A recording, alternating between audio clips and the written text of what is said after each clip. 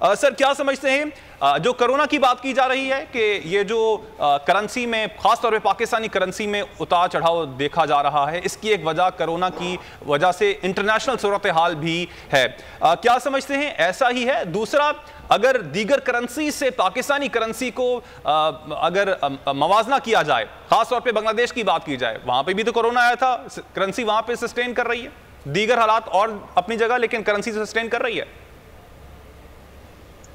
देखें, इसमें जो इम्पोर्टेंट फैक्टर है वो ये है कि हम इंपोर्ट्स को तो ऑफ कोर्स नहीं रोक सकते। तकरीबन कुछ 70 से 80% हिस्सा ऐसा है इंपोर्ट्स का जो कि हमें लाजमी इंपोर्ट करना है अपनी इकॉनमी को एक सर्टन लेवल पे चलाने के लिए। दूसरी बात यह है कि इंपोर्ट्स ऑफ कोर्स बढ़ रही हैं और जो है मंथली इंपोर्ट्स बहुत ज़्यादा हो रही हैं, जिसकी वजह से आपका डॉलर जो है वो अप्रिशिएट कर रहा है। और तीसरी चीज़ ये आपने कहा कि जी हमारी करेंसी की परफॉर्मेंस जो है किस तरह से, ऑफ कोर्स हमारी करेंसी की परफॉर्मेंस रीजन में वर्स है और इसकी वजूहत हैं, जैसे हमने कहा कि जी इंपोर्ट्स बढ़ रही हैं। पॉइंट ये नहीं है कि इंपोर्ट्स बढ़ रही हैं या फिर हमारे पास डॉलर कम है। पॉइंट ये कि जो सोल्यूशन है वो ये है कि डॉलर का फ्लो कैसे बढ़ाया जाए, कैसे इनफ्लो बढ़ाया जाए। अब वो 2-3 तरीके से बढ़ता है, या तो आप कर्जा ले लें, या आप एक्सपोर्ट को बेहतर कर लें, या आप इन्वेस्टमेंट जो है वो ले आएँ। तो ये तीनों एरियाज़ जो हैं वो इसमें हम मोर और लेस, खासकर डेट में तो हमारे पास कर्जा तो हमारे पास आ रहा है, लेकिन हमारे पास एक्सपोर्ट्स और इन्वेस्टमेंट का एरिया है जो हमें बहुत बेहतर करना है, बहुत इम्प्रूव करना है। और एक्सपोर्ट का हमारा पोटेंशियल बहुत अच्छा है। आपने देखा है इंफॉर्मेशन टेक्नोलॉजी में $2 बिलियन लास्ट ईयर आए, फिर हमने टैक्स में रद्दोबदल किया तो उसमें स्लो डाउन होना शुरू हो गया। तो पॉलिसी इनकन्सिस्टेंसी का ज़रा प्रॉब्लम है हमारे यहाँ, ज़रा नहीं काफ़ी हद तक है। उसकी वजह से वो ट्रांसलेट नहीं होता बेहतर एक्सपोर्ट्स में। स्ट्रक्चरल इश्यूज़ हैं, एनर्जी के प्रॉब्लम्स हैं, महंगी एनर्जी भी इंपोर्ट अभी हो रही है, थोड़ा हम डिलेड डिसीजंस हमने लिए हैं और गवर्नेंस के थोड़े इश्यूज़ हैं। तो ये सब चीज़ें अगर हम बेहतर करें आहिस्ता आहिस्ता, तो ये जो इंटरनेशनल फैक्टर्स हैं इस पे हम काबू तो नहीं पा सकते, हम काफ़ी हद तक इस अपने आप को एटलीस्ट वो शील्ड्स क्रिएट कर सकते हैं जो बांग्लादेश ने की हैं, जो इंडिया ने की हैं। तो ये हो सकता है। तो हमारी अपनी मैनेजमेंट में मैं कहूँगा थोड़ा फुकदान है, उसे बेहतर करना है, गवर्नेंस को बेहतर करना है और प्लानिंग थोड़ी हमें बेहतर करनी है, ताकि हमें ये नज़र आए कि अगले 6 महीने में एनर्जी की रिक्वायरमेंट क्या है या साल में क्या है, डॉलर की रिक्वायरमेंट आगे क्या आ रही है, किस तरह से हमें जो है उस पर रिएक्ट करना है या किस तरह से रिस्पॉन्ड करना है। तो पॉइंट ये है कि इनफ्लोज कैसे बढ़ाना है, एक्सपोर्ट्स, इन्वेस्टमेंट्स और एक लॉन्ग टर्म डेट जो होता है उसको फिर किस तरह से इन्वेस्ट करना है। और मैं ये कहूँगा कि सबसे बड़ी चीज़ हमारी फिस्कल पॉलिसी है। फिस्कल पॉलिसी में हमारे जो अखराजात हैं वो अभी भी काफ़ी ज़्यादा हैं और जो टैक्सेस हैं वो अभी भी सही जगह जो है शायद नहीं लगते। तो उसका एक इम्बैलेंस है, एक पब्लिक फाइनेंस काफ़ी वीक है हमारे। वो अगर बेहतर होते तो उसका नेचुरल इम्पैक्ट जो है वो इंपोर्ट्स पे और रुपी या जो भी करेंसी होती है उसकी जो है वो वॉलेटिलिटी में, चेंजेस में, स्टेबिलिटी में नज़र आता है। ठीक, हमारे साथ ही मौजूद रहेगा फैसल साहब। अब यहाँ पर जो अफगानिस्तान की सूरत हाल में वो यकीनन डिस्कस करना चाहूँगा। पाकिस्तान क्या तैयार नहीं था? पाकिस्तान जो सूरत हाल हमारे पड़ोस में पैदा हुई उसके बाद की सूरत हाल की वजह से भी हमारी जो करेंसी है उसको मुतासर किया है उस सूरत हाल ने। तो पाकिस्तान क्या तैयार नहीं था और पॉलिसी आप क्या देखते हैं आगे पाकिस्तान की होनी क्या चाहिए? देखिए, अफगानिस्तान के ऊपर तो अमेरिका भी तैयार नहीं था, तालिबान खुद तैयार नहीं थे, अशरफ गनी भी तैयार नहीं था। वो तो अशरफ गनी जिस तरह भागे हैं तो मसालेहाती कमेटी के जो रूवे रवा थे अब्दुल्ला उन्होंने क्या नाम था, मुल्ला याकूब को फ़ोन किया, जो मुल्ला उमर के साहबजादे जो डिफेंस मिनिस्टर हैं, उनसे रब्ता किया कि अब यहाँ से सब भाग चुके हैं, आप अंदर आ जाए, नहीं तो यहाँ पे कत्लो गारत हो जाएगी। तो तालिबान तो इस तरह गए तो किसी को भी नहीं मालूम था। और अब जो सिनेरियो हो रहा है, स्मगलिंग को कितना रोकेंगे, डॉलर यहाँ से अफगानिस्तान जा रहा है, उनको डॉलर चाहिए, स्ट्रैटेजी क्या है, अब क्या बन रही है?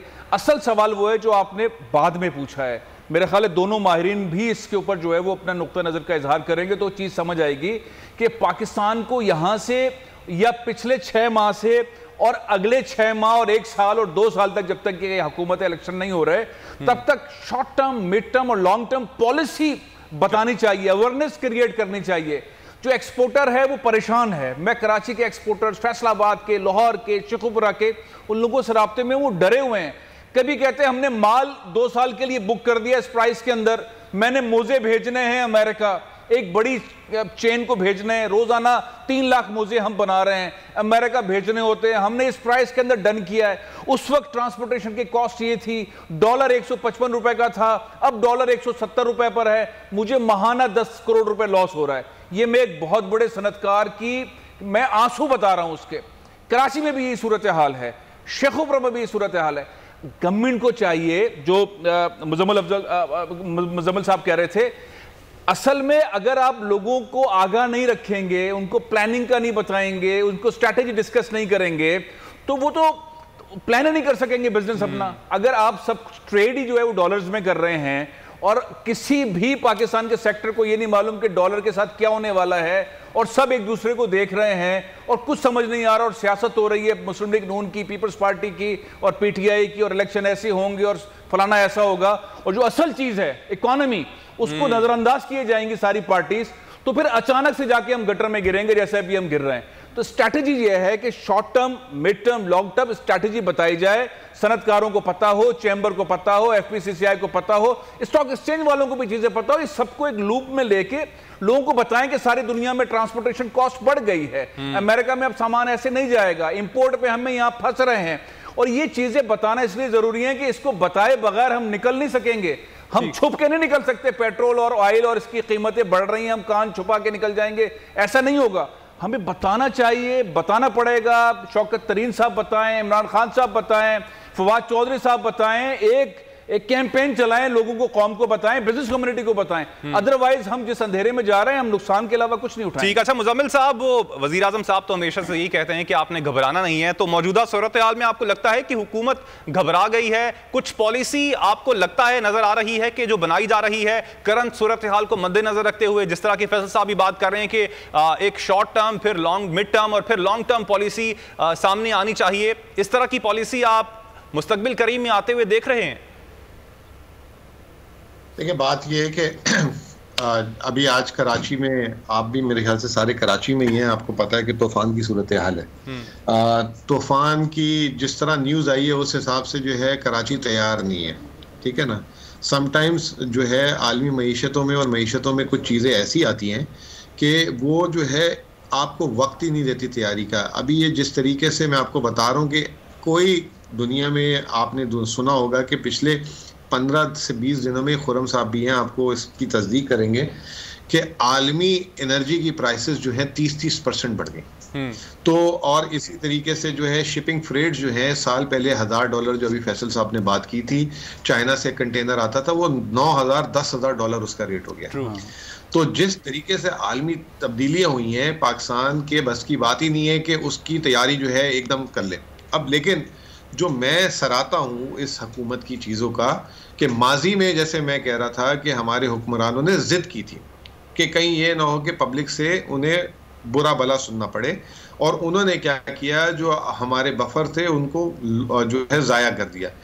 इन्होंने क्या किया कि ये जिद नहीं कर रहे, और ये सबसे अच्छी चीज़ है। ये आवाम को समझाना मुश्किल काम है। जैसे एक बच्चा जिद कर रहा होता है कि ये जो है फलां चीज़ दिलाओ, और बाप की जेब में पैसे नहीं होते, तो वो बच्चे को नहीं बात समझ आ रही होती, लेकिन बाप जो है बजाय उधार पकड़ के बच्चे की ख्वाहिश पूरी करके ज़िंदगी भर जलील हो, वो जो है जिद नहीं कर रहा है। इस तरह यही मैशियत की इस वक्त मिसाल है। स्टेट बैंक ने देखा कि उसके बस की बात नहीं है, ये जो आलमी जो तूफान आ रहा है उसको बर्दाश्त करे, उसने रुपए को लूज कर दिया ताकि लोग जो है अपनी मिकदार कम कर दें दरामद की। कुछ लोग जो है अपने आप को वो करें, जो है उसमें एहतियात करें, बचत करें। दूसरी तरफ आपने देखा इकदाम ये हुआ कि गाड़ियों की जो है लीजिंग की जो पॉलिसी है उसको चेंज कर दिया गया। इंपोर्ट में अब जो है कैश मार्जिन की बात हो रही है। आज सुबह FBR का स्टेटमेंट आ गया, गाड़ियों की ड्यूटियां बढ़ा दी गई हैं। तो ये तमाम इकदामात के साथ साथ जो अब खुरम ने एक बात की थी कि आपको पैसा भी अरेंज करना है, क्योंकि अभी शॉर्ट टर्म में एकदम ये चीज़ आ गई। तो उसकी आपने कल सुना होगा कि शौकत तरीन साहब ने फ्लोर ऑफ द असेंबली बोला कि हमने सऊदी अरब से जो है डेफर पेमेंट पे ऑयल की बात कर ली है, 2 से 3 दिनों में अमाउंट भी सामने आ जाएगा। आज सुबह जब हमने अखबार खोली तो वर्ल्ड बैंक ने $400 मिलियन अप्रूव कर दिए।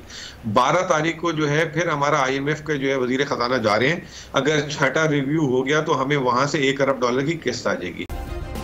सब्सक्राइब करें और बेल दबाएं ताकि कोई खबर रह न जाए।